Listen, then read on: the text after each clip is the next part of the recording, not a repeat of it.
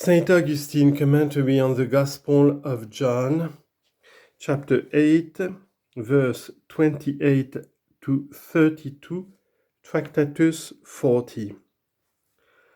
Of the Holy Gospel according to John, which you see in our hand, your charity has already heard much, whereon, by God's grace, we have discoursed according to our ability, pressing on your notice that this evangelist especially has chosen to speak of the Lord's divinity, wherein he is equal with the Father and the only Son of God, and on that account he has been compared to the eagle, because no other bird is understood to take a loftier flight.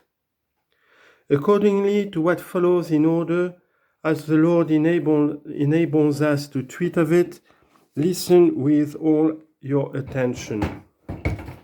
We have spoken to you on the preceding passage, suggesting how the Father may be understood as true and the Son as the truth.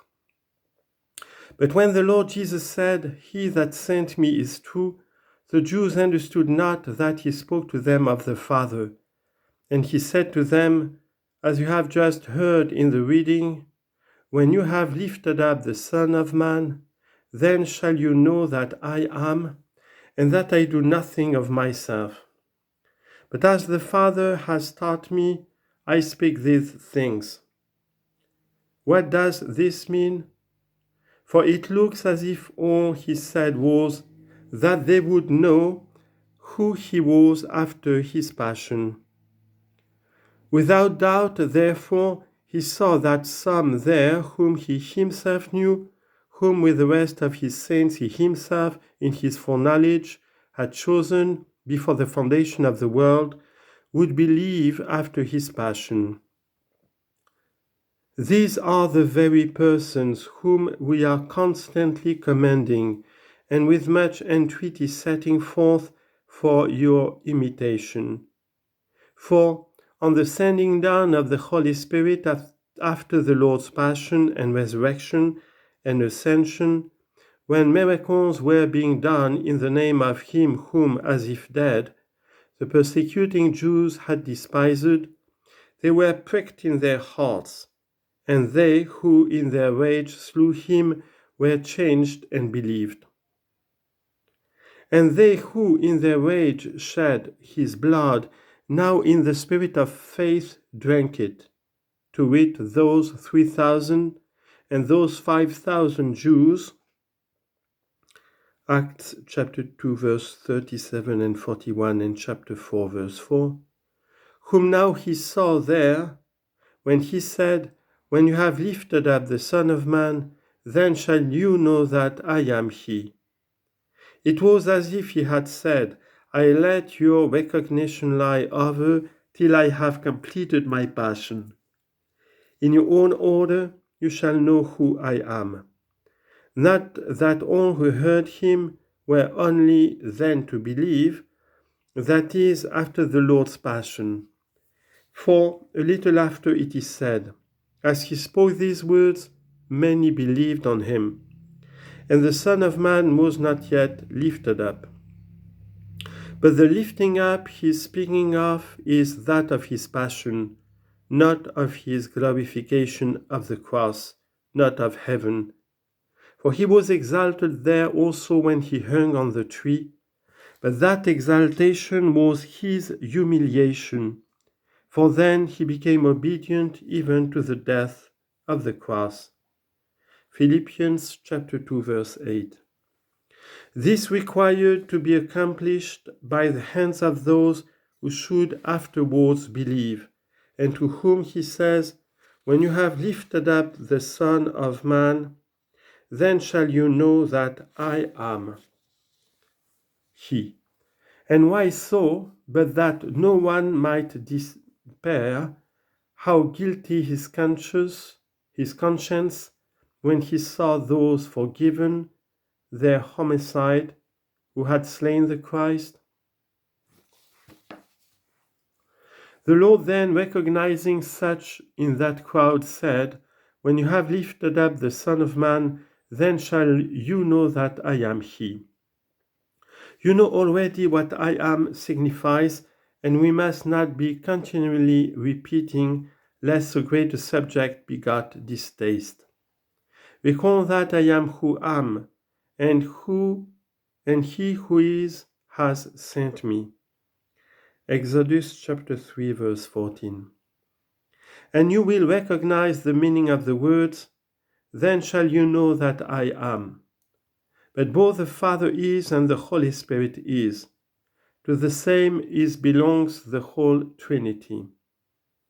But because the Lord spoke as the Son, in order that when he says, then shall you know that I am, there might be no chance of entrance for the error of the Sabellians, that is, of the Patripassians, an error which I have charged you not to hold, but to beware of. The error, I mean, of those who have said, the Father and Son are one and the same, two names but one reality. To guard them against that error, when the Lord said, then shall you know that I am, that he might not be understood as himself the Father.